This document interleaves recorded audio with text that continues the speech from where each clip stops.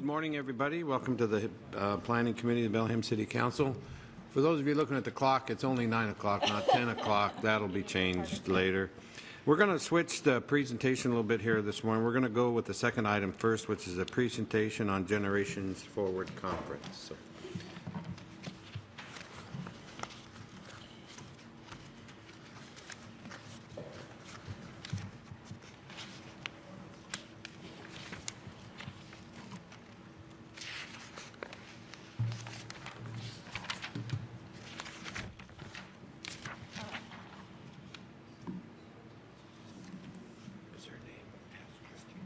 Yeah, this is Astrid Newell, who will be giving this presentation. Great. Good morning. My name is Astrid Newell. I am the Community Health Manager for the Whatcom County Health Department, and thank you for the invitation to come and talk about Generations Forward. I'm going to do just a little bit of background, talk about an event we held a couple of weeks ago, and then just highlight just two quick commitments that were made at the conference that I think are relevant for your conversations today. So a little bit of background. Over the last decade, there's been a growing scientific awareness of the importance of the first few years of life in setting the foundations for lifelong health and well-being. There's also recognition of the critical role of families because of their own family histories, societal discrimination, and economic challenges. Some families need more support than others in order to create those environments for their kids. Community leaders identified young children and families as a key focus area through the 2012 to 2016 Community Health Improvement Planning process. This came up as the main issue that we wanted to focus on as a community. And what I'm going to talk about today really grew out of that focus, and it's the Generations Forward initiative. Currently, nearly 44% of Whatcom County families with children under 5 years live below the 200% federal poverty level. For those young families, high child care costs and housing costs make up the bulk of family budgets and make it difficult for families to make ends meet. Family, social, and economic stressors are leading to impacts on child development and well-being, and we're seeing this in terms of kindergarten readiness, social emotional issues for children later in early or mid-childhood and adolescence. So these are important issues to address. So. October 10th through 12th, the Opportunity Council and the Whatcom County Health Department, with funding support from Whatcom Community Foundation and Chuckanut Health Foundation, sponsored what's called a Future Search Conference. We had 74 participants, 20-plus parents, a couple of facilitators and some support staff, and 9 stakeholder groups were identified.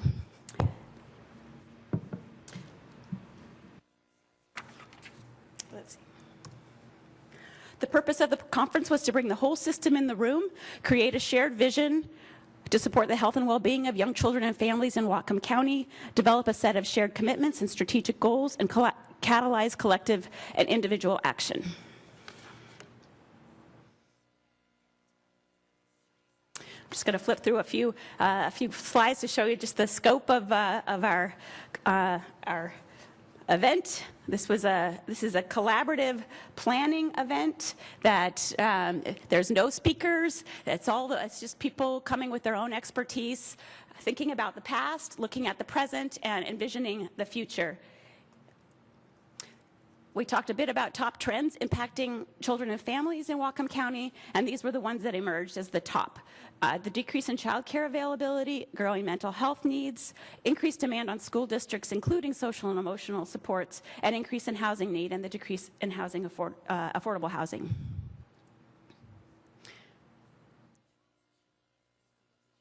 We had some fun.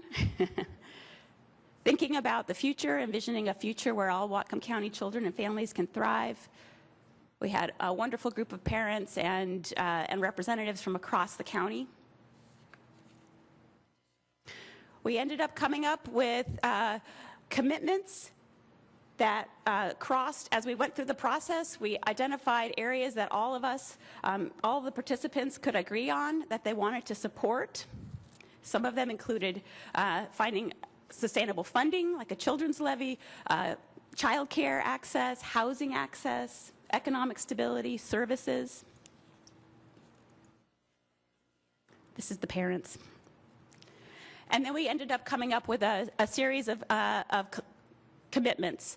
And these included community connections, really honoring and supporting all families, intentionally building community and neighborhood capacity and resilience, a number focused on family-centered services and programs, and then several really addressing family economic opportunities, removing barriers and creating opportunities for family economic stability and upward mobility, advocating for initiatives that increase safe, affordable family housing, and responding to the widespread need for affordable quality child care. And then we had a group that's working on it, on the financing issues. We had a number of funders and business folks at the table that were that are concerned about resourcing all of this. So I wanted just to highlight two of the initiatives, or two of the commitments. Family economic stability. We are committed to removing barriers and creating opportunities for families to achieve upward economic mobility and stability with support through gradual transition out of services and benefits. And there was a fair amount of conversation about the benefits cliff, that families who are receiving some support, they end up being able to make enough money, and they lose their benefits and they kind of fall off the cliff. And so that's a real concern, and wanted to, so we have groups working on that issue. And then housing. We need to make sure that all of our children and families have safe, affordable places to live. Housing is really the foundation for family health and well-being, and we need, this is a key concern for families as it is for many others across our county. So we are committed to advocating for initiatives that increase safe, affordable, low-barrier, non-segregated family housing opportunities that are integrated to all neighborhoods and communities throughout Whatcom County. And the work you're doing today fits in with that. So next steps, we will be continuing to, each of the commitment areas has an action team associated with it. These are self-organized. We are, the Opportunity Council and the Health Department are talking about infrastructure needs to keep all of this going, and we do have a follow-up meeting on December 6th at the Hampton Inn, Fox Hall, where anybody in the community is welcome to come and join us. Thank you, Ingrid. Committee, any questions? April? Astrid. I'm sorry, Astrid. Well, you did great. That was 8 minutes. That was extremely well. Thank you. I think those commitments, when I was reading them, I think they do, for not only what we're talking about today, but also in committee of the whole. So would you mind staying with us for a little bit in case we have any more questions? Okay. Dan. Yeah, questions related to the children's levy. What are those? Are the components of the children's levy outlined in the commitments piece, the slide that you had? The group that was looking at the financing issues really want to make sure that that when we talk about levies, that they're connected with the commitments that in the other areas, so family services and other supports. So yes. One follow-up Go question. ahead. So I have concerns around bringing forward any new levies in terms of coordinating them with all the other assets that we're putting in front of voters. Yes. You know, municipalities have a difficult time in fulfilling service delivery, and we have housing levies, we have transportation benefits district, we have all these different asks that we put in front of voters. I'm just wondering to what degree there's been conversations about integrating a potential children's levy ask into these other levies and bonds and such. Yeah, there's absolutely been there's been a desire to think about funding both from the perspective of everything else that's happening in terms of other levies and timing and what makes most sense and whether a levy makes the most sense.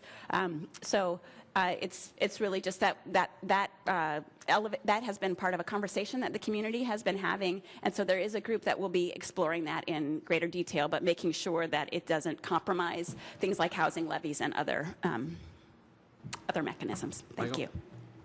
Thank you, Jean. I'm not on this committee right now, but I have a question for you. And the availability of affordable child care, what has the action team talked about in ways of addressing that? The statistic in here is that basically there are 4 slots for every 10 children. A lot of those children some of those children may find informal child care arrangements. What is the team looking at to address the need for more affordable Yeah. childcare? Well, I think there's a real opportunity to work with business partners on that, and really it's about engaging the business community in this effort, because it's not just the early learning and child care sector that needs to be addressing this. It really needs to be elevated to a business and government a focus for business and government. Okay, thank you. Okay, yes, Mayor. I just have one question, and I've talked to the council members about it. You know, we've been looking at the coordination of all the different levies and everything that might come forward for the last couple years. And I was wondering, and I'm sorry I was listening to you in there, so I couldn't ask this question. Would it be appropriate for somebody, a staff member, I know April's participating, but a staff member, someone from the administration, to be involved in this group? Because we have a lot of the levies and requests that are going to be on the ballot, and I think they all somehow they all kind of fit together. But is that okay? Absolutely, absolutely. Okay, that's great. Yes, and we did have we had Samia Lutz participated in the conference, but it is open and for anyone to join. Yeah, because I've been talking to Dr. Baker about it too, with the levies and the bonds and the Children's Initiative and all the things that are Yes. coming forward with him. And I think all of us that are going to be asking for money should be talking about it together. So That's that would be great, Astrid. Okay, Thank you very thank much. you, Kelly. Okay, thank you very And much. Astrid, you can stay right here so you don't have to keep coming back and forth. Okay, we will now go to our other item. It is a history of the infill housing toolkit, and Professor Sepler is going to give us this presentation.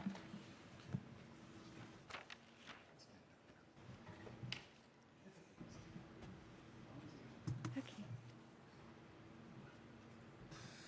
Members of the council. Today we want to come before you at your request to give you some background on the prior consideration of the infill toolkit and how it has been reviewed and implemented so far to date.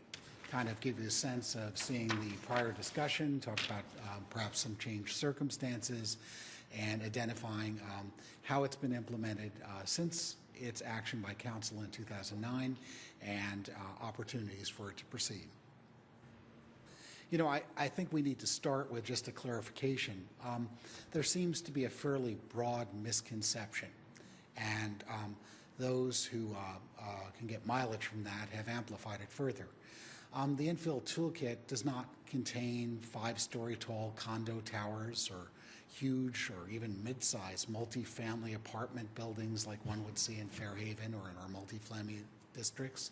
The infill toolkit was expressly designed to try to find small-scale residential forms that could work with single-family housing in certain circumstances. It was not designed to find ways of putting condominium towers in residential neighborhoods, nor have they ever been considered nor included in it. It includes cottages, ADUs, townhomes, small and smaller lots, combinations that could be done for shared and garden courtyards, and duplexes and triplexes. And the bulk and scale of that is meant to match the bulk and scale allowed for an individual single-family home. I want to clarify on ADUs too. The ADU ordinance update is in progress. It includes removal of the ADUs from the toolkit. They would be a separate item, no longer in the toolkit.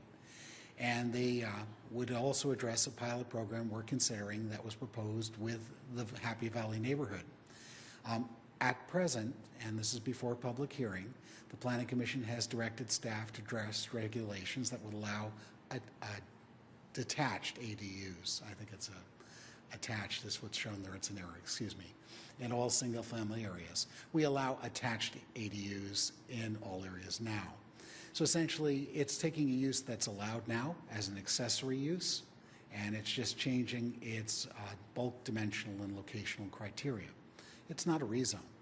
A rezone is adding a use that wasn't previously considered or increasing density. ADUs, since they're allowed now, do not add density. Rick, before you leave that, when you say no rezone is required, and if you're talking about citywide in areas that don't allow them now, all of a sudden without a rezone, it will Well, happen? all the areas that allow attached ADUs If the Planning Commission recommendation comes forward and City Council chooses to implement that, it could be done as an implementing regulation. It is not a rezone because they're already allowed. You're changing bulk and dimensional requirements.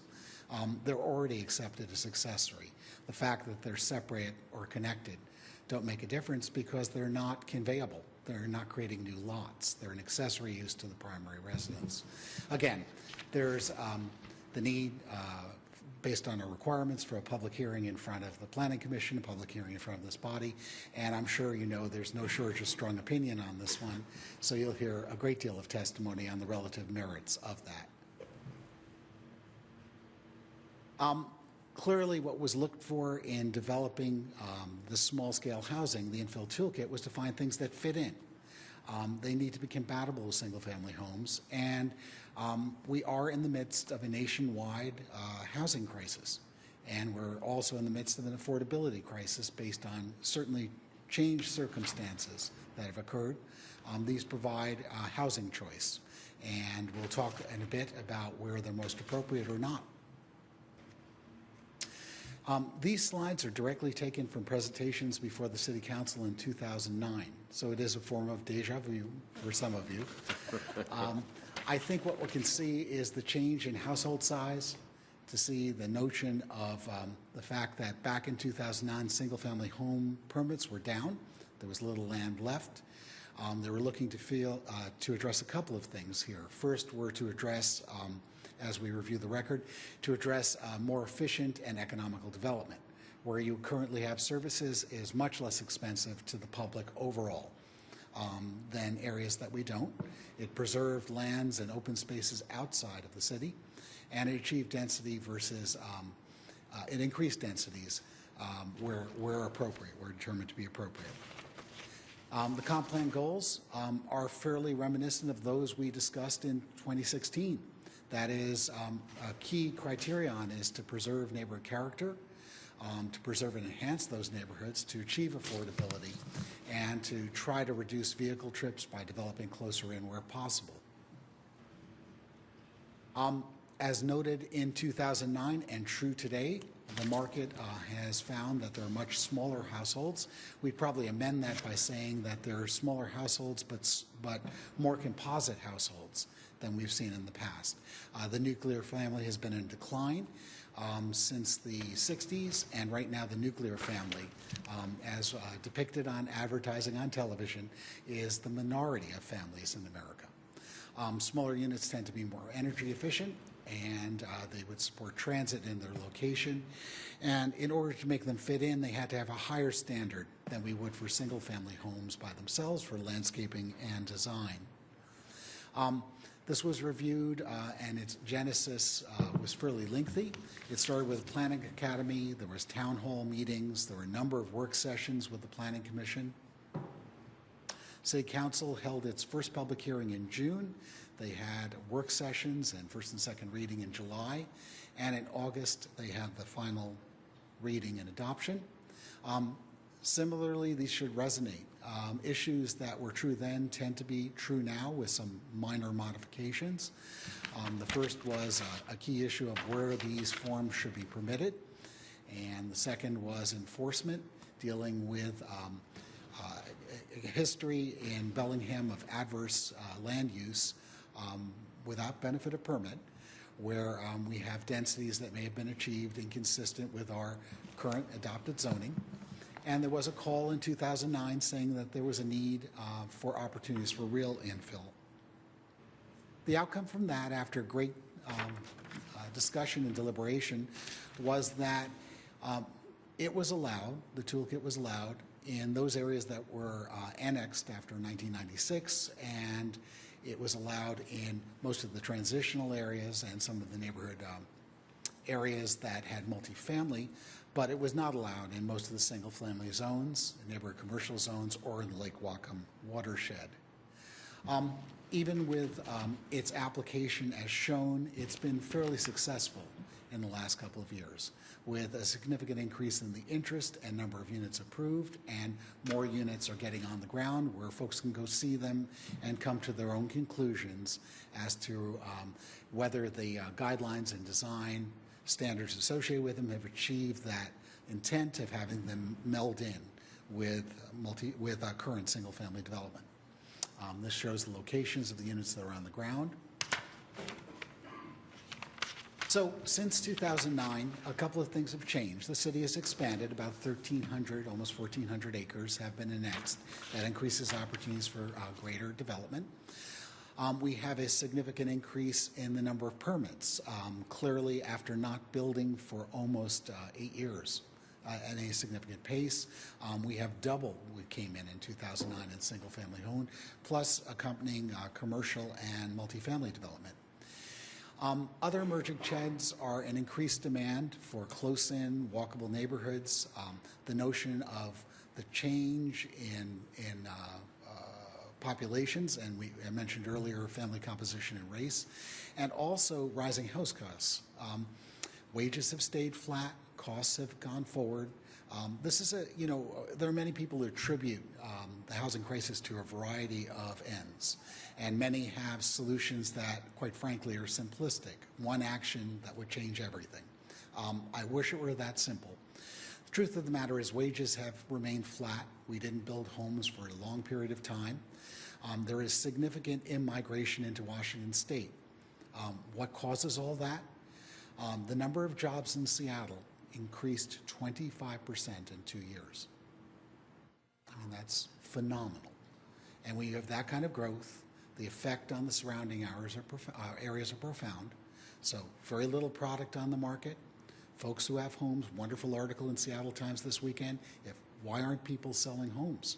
And the reason is it's very hard to capitalize to move into a new one. And if you don't leave the market, and if you want to retire and go to Arizona, perhaps one could sell and take their profits. But if you want to stay in the market, you stay here. We've seen that locally too, but when we look at our applications for remodels, significantly up.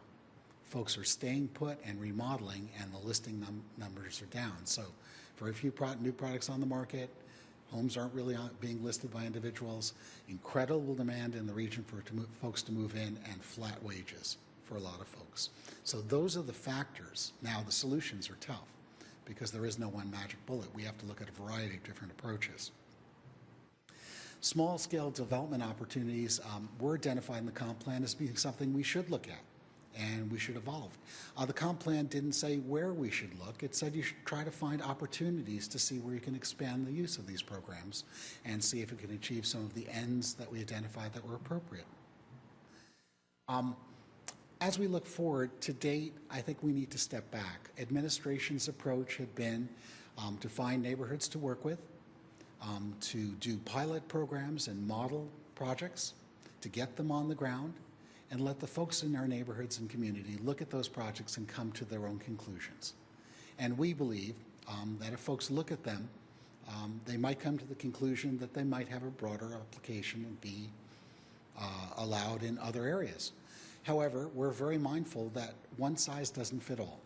This is not something that could be uniformly applied. You need to establish criteria such as compatibility of housing form, proximity to transit, close distance to schools, access to resources. We have to look at this fairly comprehensively. You need to evaluate the potential areas for certain forms. We would acknowledge that not all forms will work in all areas, but some forms we think might work in many areas. We want to bring forward options, and any change that would consider expanding the toolkit would need to go through a full legislative process for amendments. Be happy to answer any of your questions. Yeah, can you go back to slide 13 just for a second? And I want to ask a question on where it says 5 projects, 345 units. Where is that? Or can you... That's north of Bakerview. That's near the Costco site. A number of them are being constructed right now. And you can go by and actually see the second and third iteration of, for example, the townhomes that are in the Fountain District getting constructed. Okay.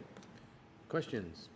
Go ahead, April. So, and I appreciate the sensitivity in trying to find out what forms fit where. And my question is, for things that would be newly annexed or things that were annexed after 1996, do we do that same thing with those areas, or do those areas get the entire infill toolkit available in single-family zones? We apply the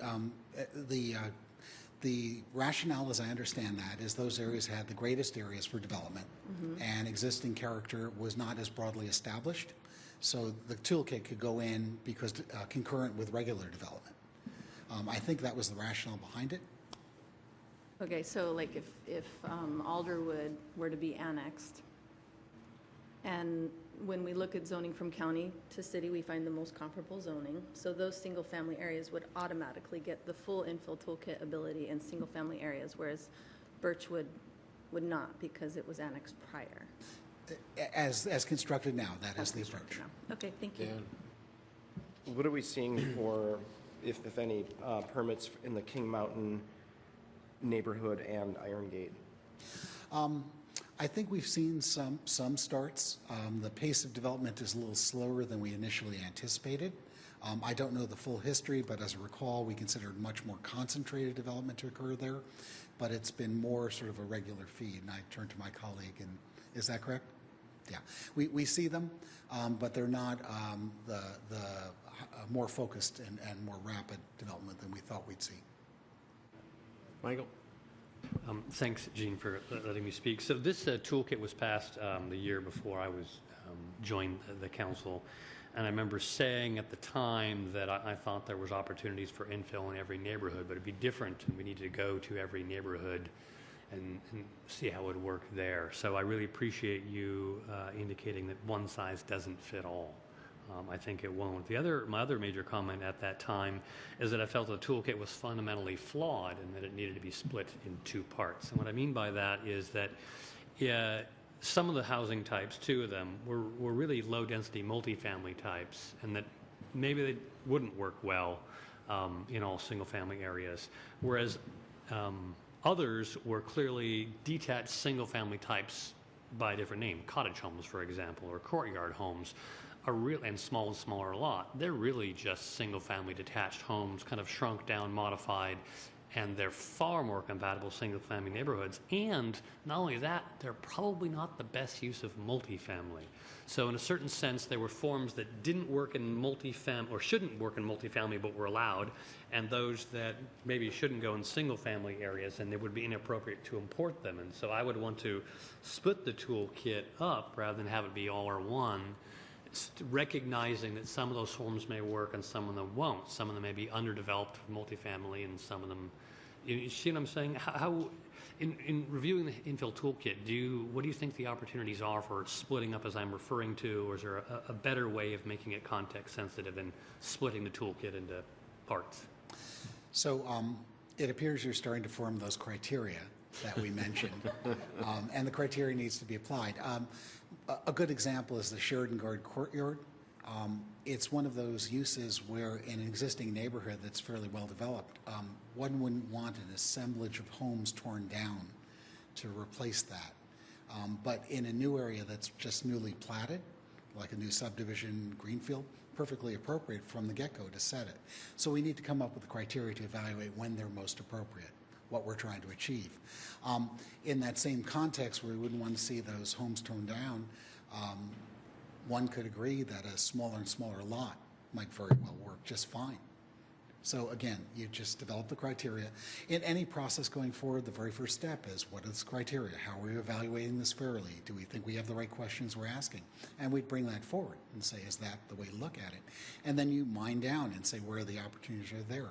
When you have 29 square miles, we're going to find opportunities that would fit in naturally and not be disruptive to character, meet all the needs for location and proximity. So we do think there are expanded opportunities. We'd want to assess it. We want to assess it thoughtfully. So yes, we'd be coming back and saying, how do we deal with it and what works well? And some might fall away because of the characteristics to the neighborhood. I guess I wouldn't say fall away, but sort of be split out, Right. be differentiated. Sure. Thank you. Okay, Mayor. Yeah, and I think that Michael was reiterating in different words what Rick has been working on. Is your microphone on, Mayor? Yes, we have to hear your pleasant voice. Yeah. The point is, instead of predetermining all this to begin with, it is being more sensitive to neighborhoods, I think, to look and see what the bulk and scale and, how it fits in, because we want as many opportunities as possible without doing, ballardizing Bellingham or whatever the button says that means you're going to tear everything down. We don't want to tear everything down. I like my 1952 house. But the point is, we want to go neighborhood by neighborhood. Just at MNAC, we asked people, well, what would fit into your neighborhood? And almost every neighborhood had a housing type that they thought would work for infill in their neighborhood. So I think engaging the community, the neighborhoods, with the goal of infill, but what would fit in your neighborhood, what you're saying, Michael, only not determining we're going to split it up front or any of that, but that we look at all of our options and then determine based on everything what would work. So I agree with you that not all housing types meet every neighborhood, and I think I've agreed with you for the last 6 years. So thank you for stating that. And I also agree that we don't, with Rick, that we're not, this is not the tear down all your houses and build towers mentality, because this is my town, and I wouldn't do that in my own town. Not that it hasn't happened places. So I'm really excited that after 6 years, we're actually coming forward with something that's very thoughtful and can be customized to our community and give people an opportunity to live in the place they work. So, Rick, I would imagine the ADU thing will probably be coming to us maybe early next year, I would imagine. and then we'll go down this road, going through this. Well, it's, at this point, this effort is not on our work plan. Okay.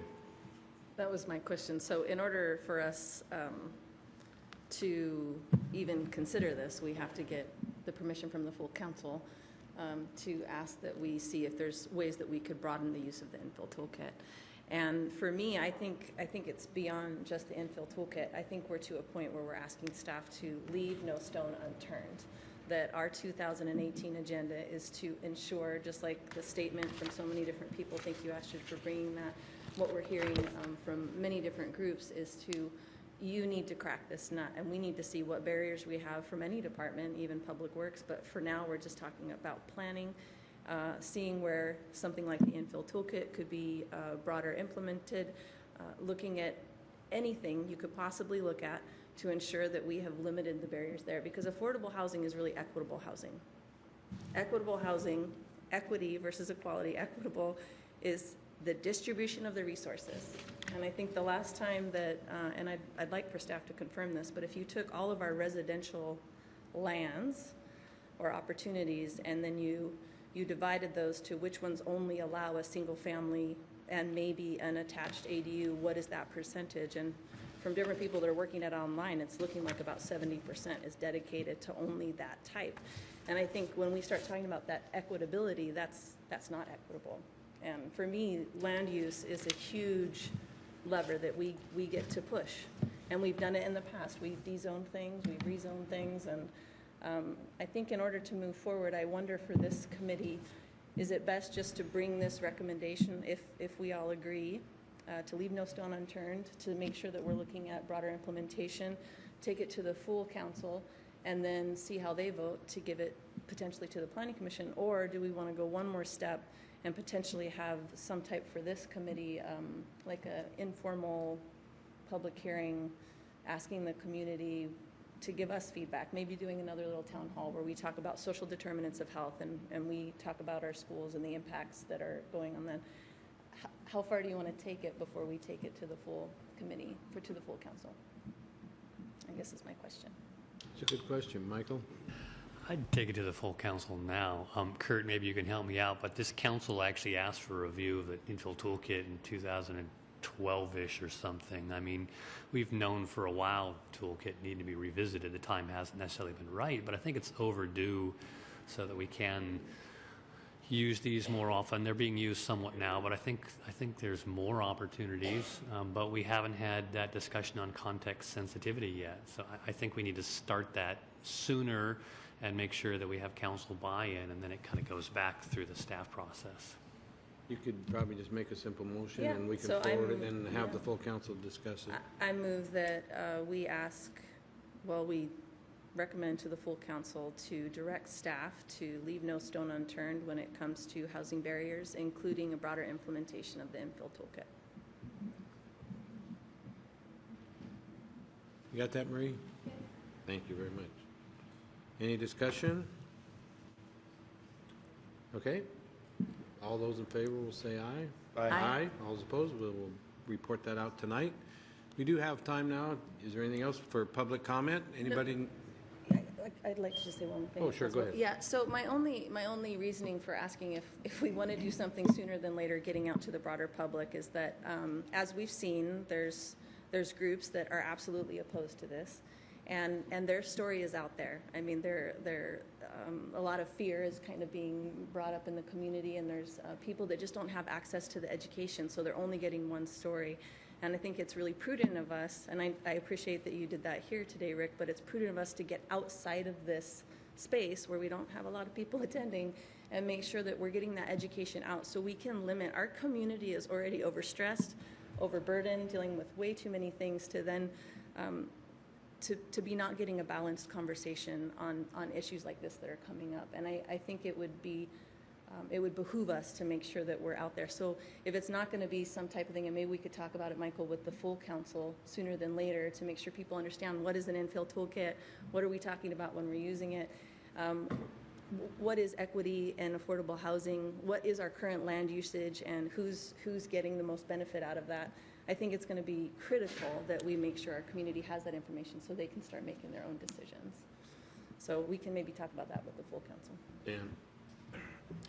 My understanding is that the administration is already working on this activity in terms of the communication and education component on delivering facts, not fear, not lies, on the issues around surrounding housing, and that mayor's directed staff to do this already. Okay. Yes, ma'am. Yes, I have. And I think one of the things I found that is really helpful is the fact that there is a Mayor's Neighborhood Advisory Committee, and there's representatives from all the neighborhoods. So if we started there and then follow through on what I asked planning to do 5 years ago, this was before Rick's time, which is prior to throwing something out there, go to each neighborhood and educate them so that you get more participation and more kind of grassroots conversation where people can ask questions. Because it's great to do a town hall and that. We got a lot of support out of doing that. But many times there's individual questions and things particular to individual neighborhoods that people are fearful of, and I don't blame them. So we need to be there reassuring them that it does mean this, so it does potentially mean change, but it doesn't mean change that disrupts your whole neighborhood character. And so while we're doing the education piece that Dan's talking about, I'm also open to using our MNAC meeting to start that conversation as a group and then neighborhood by neighborhood. And we've already started it by kind of asking people what they think, in their neighborhoods, but going actually out to the neighborhoods and asking them. And we need infill. I think April's pretty articulate in indicating that we're in housing crisis mode, and I get it every place I go. And so this is a discussion that's ripe, and we can do it well or we can do it poorly. Mm-hmm. And I think that the way that I've actually requested staff to do it, and staff wants to do it, and I think you do, is making sure people have all their questions answered before they have to accept a change that they don't understand. One of the things out of this, this all started out of the Planning Academy, and that was well attended by a lot of people, and we had tons and tons of meetings. So I know of people that it's an urgent problem we have, but we just can't barrel all the way through like a race car on this. We have to take our time and the more people involved. So, but I think getting this to the full council and going from there will be a beginning. Okay, and we have some time, another 15 minutes. Is there anybody that wants to make any public comment? Come on down.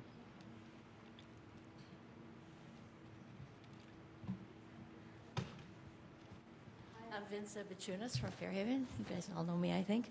We all know you. I haven't heard, and I was at the Planning Academy meetings way back when. I haven't heard anything about enforcement. What's to prevent a single property owner from buying 3 or 4 adjacent lots and then putting in townhomes in a single-family neighborhood? That's a good question. Thank you, Vincent. We'll get an answer to that.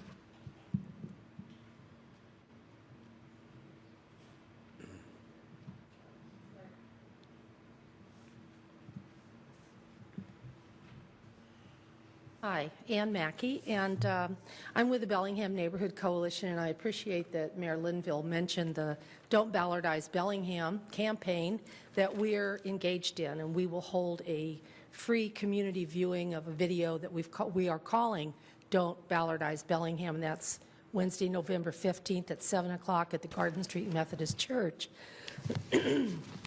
My questions this morning are just kind of off the top of my head. There was no mention of owner occupancy requirements for these detached ADUs. I think that's a pretty key component if we're going to talk about this in single-family neighborhoods.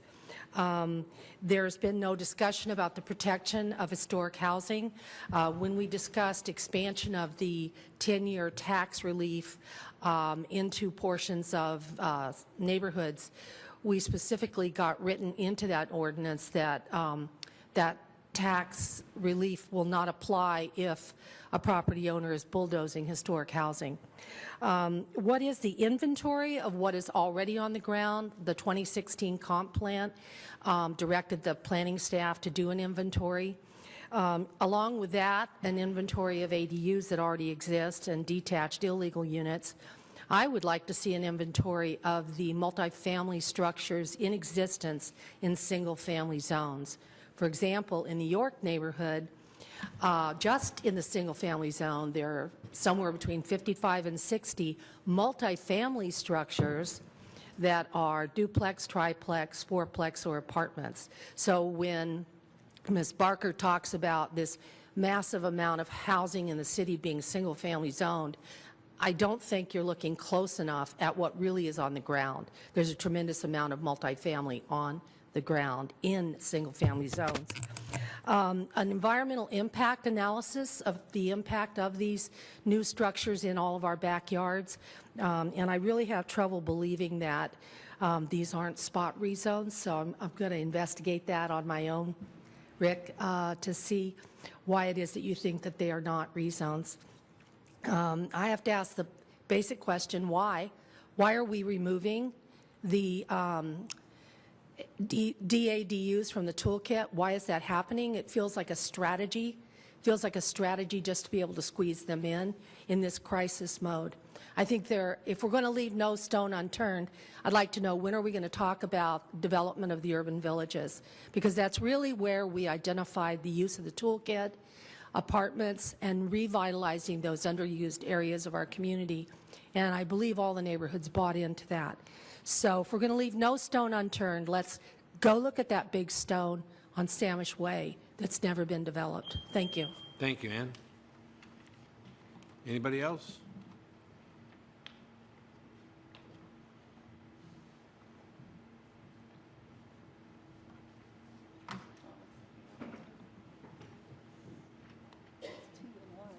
Yeah. Good morning. My name is Emily O'Connor, and I really appreciate the conversation here today, and I'll come and talk at City Council since you're moving forward in that direction. But I just wanted to underscore a couple of things that you said, which is that there are a lot of people who don't wield the privilege and the power of coming and standing at this microphone. And they won't, because they don't have their piece of the Whatcom County pie yet to be able to advocate for. And so I just want us to make sure that we're remembering all of those voices that we don't hear. I have the privilege of serving as executive director of Lydia Place, and we work with about 400 households every year who have exited homelessness or are experiencing homelessness, and was also at the Generations Forward conference, and really get to hear very regularly from folks who are feeling squeezed, they're feeling pushed out, they're feeling like this is a community where there's no room for them. And I know that that's not what we want to do, any of us in this room. So I applaud your efforts to be really creative. I know that change is difficult, and sometimes taking the medicine can be hard.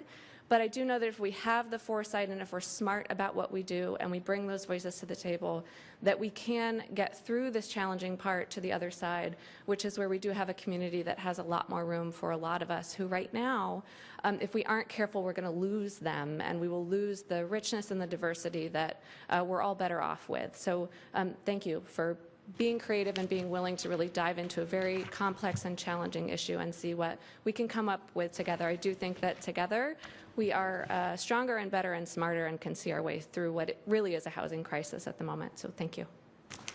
Thank you, Emily. Anybody else? Come on down.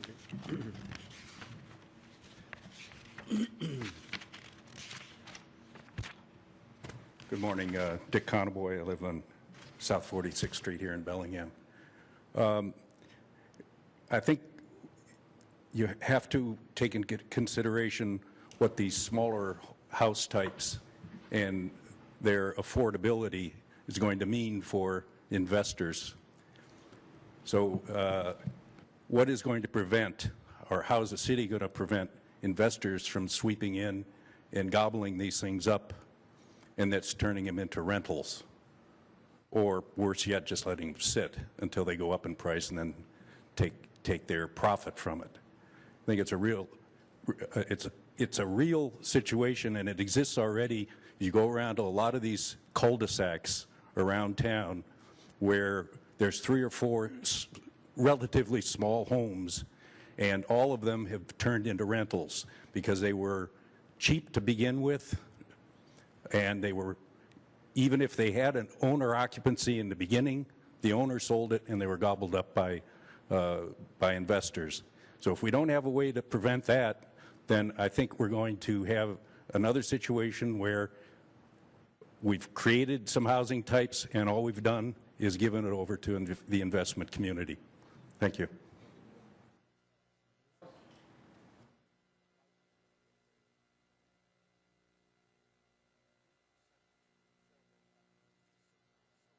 My name is Mark Sherman. I live on Grant Street in the York District. And I want to applaud the idea that Mayor Linville talked about in including the neighborhoods.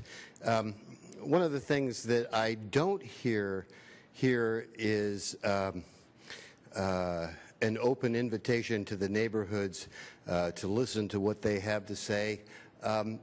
There is not a conversation out there that actually is fear-based. There are neighborhoods who are getting together now and taking a look at the research, the things that have happened to other neighborhoods across the country that get involved in the housing crisis speculation that does nothing but drive up the prices of housing, so it becomes less and less affordable and more profitable for people who are playing monopoly basically with our city. And I just want to encourage us to listen to the neighborhoods, because we have a lot to say, and there is a conversation going out there in the world of Bellingham and its communities that is not fear-based, that is actually trying to get a window on what has happened in other communities that have tried to solve, and I put that in quotes, the affordability crisis by doing the things that it looks like we're investigating doing. So, thank you. Thank you, sir. Anybody else? Okay, seeing, I just have one question, Rick, I'm sorry. In the Planning Commission's deliberations now, they haven't taken the owner-occupied out of the discussion, have they? I don't believe so, no. Okay, I just wonder, because I know one of them asked a question, and that was kind of perceived as going in a direction, but Okay. Is there anything else before the committee? Seeing none, meeting adjourned. Thank you for coming.